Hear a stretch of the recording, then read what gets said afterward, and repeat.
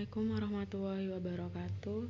Sebelum kita memulai pelajaran, alangkah baiknya kita berdoa terlebih dahulu supaya ilmu yang kita terima dapat bermanfaat. Berdoa mulai. Pada pertemuan minggu kemarin, kita sudah membahas tentang materi keunggulan dan keterbatasan antar ruang serta peran pelaku ekonomi dalam suatu perekonomian. Pada hari ini, kita akan mempelajari materi tentang perdagangan antar daerah atau antar pulau dan perdagangan internasional. Tujuan pembelajaran: peserta didik mampu menganalisis perdagangan dan perdagangan antar daerah atau antar pulau melalui media video pembelajaran.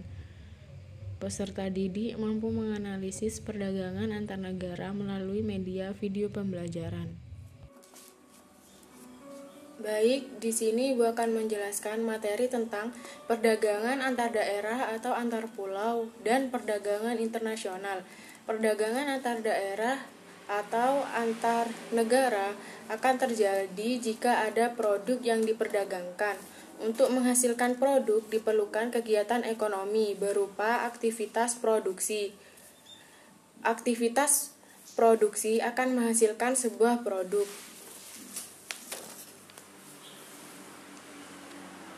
Perdagangan dan perdagangan antar daerah atau antar pulau. Pengertian perdagangan dan perdagangan antar pulau. Perdagangan merupakan kegiatan tukar-menukar barang atau jasa berdasarkan kesepakatan bersama tanpa ada unsur pemaksaan. Sedangkan perdagangan antar daerah atau antar pulau merupakan perdagangan yang dilakukan oleh penduduk atau lembaga suatu daerah atau pulau dengan penduduk atau juga lembaga suatu daerah ataupun pulau lain dalam satu batas wilayah negara atas kesepakatan bersama. Tujuan perdagangan antar pulau di sini ada dua. Yang pertama, memperoleh keuntungan. Keuntungan diperoleh dari selisih antara harga beli dengan harga jual. Jika barang diproduksi sendiri, maka keuntungan diperoleh dari selisih antara harga jual dan biaya produksi. Yang kedua, memperluas jangkauan pasar. Perdagangan sampai keluar daerah atau luar pulau dapat memperluas jangkauan pasar. Jangkauan pasar yang dimaksud adalah jumlah konsumen yang mengkonsumsi barang tersebut semakin banyak dan tersebar di berbagai daerah. Faktor pendorong dan manfaat perdagangan antar pulau atau antar daerah. Di sini ada dua faktor. Yang pertama, perbedaan faktor produksi yang dimiliki, terutama terjadi pada faktor produksi alam. Yang kedua, perbedaan tingkat harga antar daerah.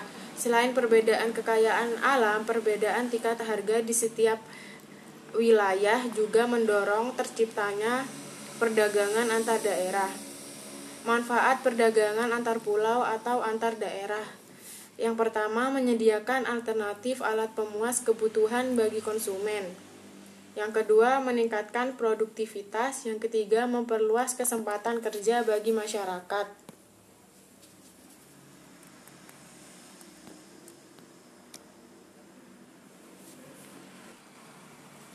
Faktor pendorong dan manfaat perdagangan antar pulau atau antar daerah. Ada dua faktor. Yang pertama, perbedaan faktor produksi yang dimiliki. Terutama faktor ini terjadi pada produksi alam. Yang kedua, perbedaan tingkat harga antar daerah. Selain perbedaan kekayaan alam, perbedaan tingkat harga antar daerah juga mendorong terciptanya perdagangan antar daerah. Manfaat perdagangan antar pulau atau antar daerah. Yang pertama, menyediakan alternatif alat pemuas kebutuhan bagi konsumen. Perbedaan kandungan alam serta perbedaan produk antar daerah akan menyebabkan barang hasil produknya pun berbeda.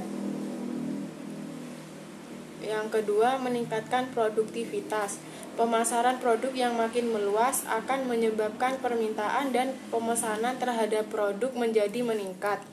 Yang ketiga, memperluas kesempatan kerja bagi masyarakat. Peningkatan jumlah barang yang diproduksi dalam jumlah besar akan menyebabkan produsen butuh tenaga kerja tambahan, sehingga akan ada lowongan kerja tambahan.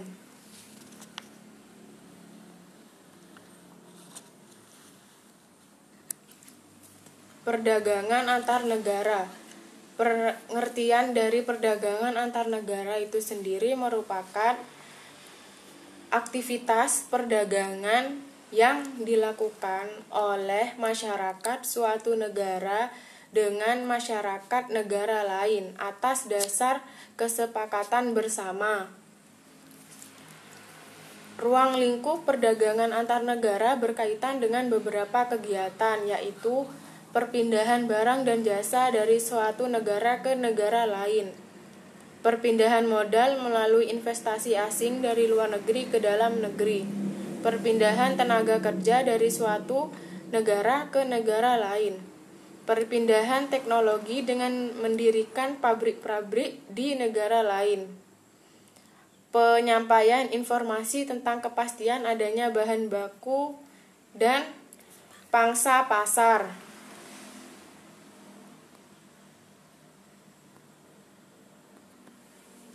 Aktivitas perdagangan antar negara ada dua, yaitu yang pertama ekspor dan impor. Ekspor merupakan kegiatan menjual barang atau produk ke luar negeri. Ekspor dilakukan oleh seseorang atau badan. Pelaku ekspor ini disebut eksportir. Tujuan utama kegiatan ekspor adalah untuk memperoleh keuntungan. Barang yang diekspor akan dibayar oleh pihak pembeli dengan alat pembayaran berupa mata uang asing atau mata uang luar negeri. Mata uang asing ini selanjutnya ditukarkan menjadi rupiah pada bank dalam negeri. Yang kedua, impor merupakan kegiatan membeli barang dari luar negeri. Seseorang atau badan yang melakukan impor disebut importir. Seorang importir membayar barang yang ia beli dengan mata uang asing. Importir dapat menukarkan uang rupiah mereka dengan mata uang asing di bank dalam negeri. Selanjutnya, digunakan untuk membayar barang yang diimpor. Kebijakan pemerintah untuk mendorong ekspor. Yang pertama, memberi kemudahan kepada produsen barang ekspor. Dalam kebijakan yang pertama ini, untuk meningkatkan ekspor, pemerintah dapat memberikan beberapa kemudahan bagi produsen barang ekspor. Kebijakan yang mendukung peningkatan ekspor antara lain berupa kemudahan mengurus dapat merupakan dari bagian perizinan, serta memberikan fasilitas kepada produsen barang ekspor. Yang kedua, menjaga kestabilan nilai tukar rupiah. Kestabilan nilai tukar rupiah sangat penting bagi eksportir karena nilai tukar rupiah yang stabil terhadap mata uang asing akan mempermudah para eksportir.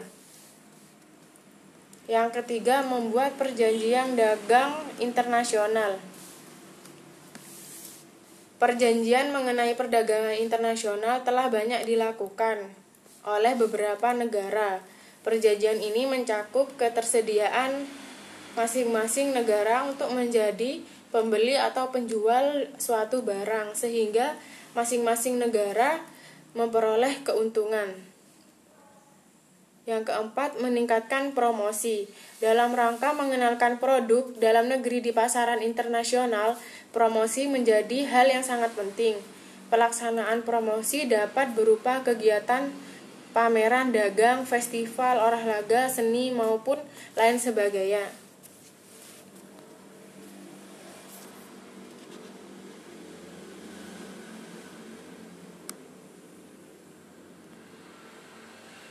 Faktor pendorong ekspor. Ada 3 faktor. Yang pertama, keadaan pasar luar negeri. Besar atau kecilnya permintaan dan penawaran dari berbagai negara dapat mempengaruhi harga di pasar dunia. Apabila permintaan di pasar dunia lebih banyak daripada penawaran, maka harga cenderung naik, dan sebaliknya. Yang kedua, keuletan eksportir untuk menangkap peluang pasar. Seorang eksportir harus pandai menangkap dan memanfaatkan peluang pasar. Yang ketiga, kondisi sosial, ekonomi, politik suatu negara. Bidang ekonomi, sosial, dan politik merupakan bidang yang terkait satu sama lain. Ketika ada ketidakstabilan pada salah satu bidang, maka bidang lain akan terpengaruh.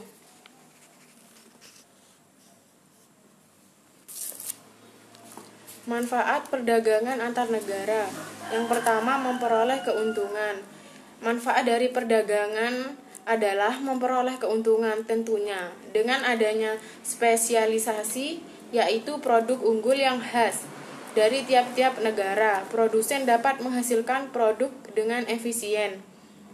Yang kedua, memperoleh barang yang tidak dapat diproduksi di dalam negeri. Setiap negara memiliki sumber daya yang belum tentu dimiliki oleh negara lain, sehingga hasil produksi tiap negara itu pun berbeda. Banyak faktor yang mempengaruhi perbedaan tersebut. Yang ketiga, menjalin persahabatan antar negara.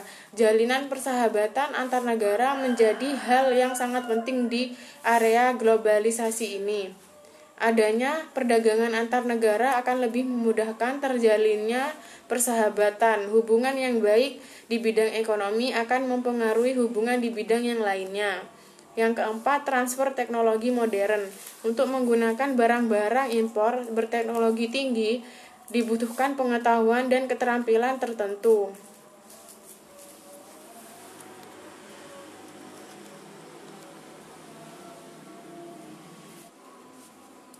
Faktor-faktor yang mendorong perdagangan antar negara. Ada 5 faktor. Yang pertama, untuk memenuhi kebutuhan barang dan jasa dalam negeri. Yang kedua, keinginan memperoleh keuntungan dan meningkatkan pendapatan negara. Yang ketiga, adanya perbedaan kemampuan penguasaan ilmu, pengetahuan, dan teknologi dalam mengolah sumber daya ekonomi. Yang keempat, adanya kelebihan produk dalam negeri sehingga perlu pasar baru untuk menjual produk tersebut. Yang kelima, keinginan membuka kerjasama, hubungan politik, dan dukungan dari negara lain. Perbedaan perdagangan antar pulau dengan perdagangan antar negara. Ada 3 perbedaannya. Yang pertama, peluang perdagangan yang lebih luas.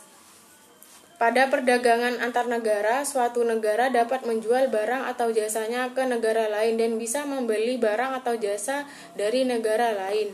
Dalam perdagangan antar pulau, kita hanya dapat melakukan perdagangan antar daerah atau antar pulau dalam lingkup satu negara. Yang kedua, adanya kedaulatan bangsa. Pada perdagangan antar negara, bangsa-bangsa dapat mengatur aliran barang atau jasa, tenaga kerja, dan keuangan.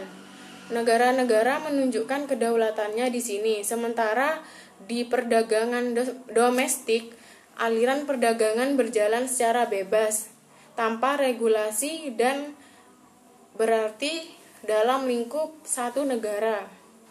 Yang ketiga, penggunaan kurs tukar. Dalam melakukan perdagangan antar negara, negara-negara menggunakan kurs tukar yang berbeda-beda. Ini berbeda dengan perdagangan domestik yang hanya menggunakan satu kurs tukar. Perbedaan antar negara juga membutuhkan sistem keuangan antar negara yang dapat memastikan kelancaran aliran mata uang ini.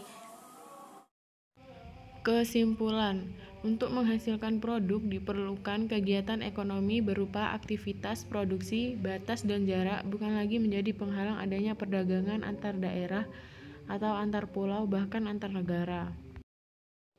Sekian pembelajaran hari ini. Semoga bermanfaat.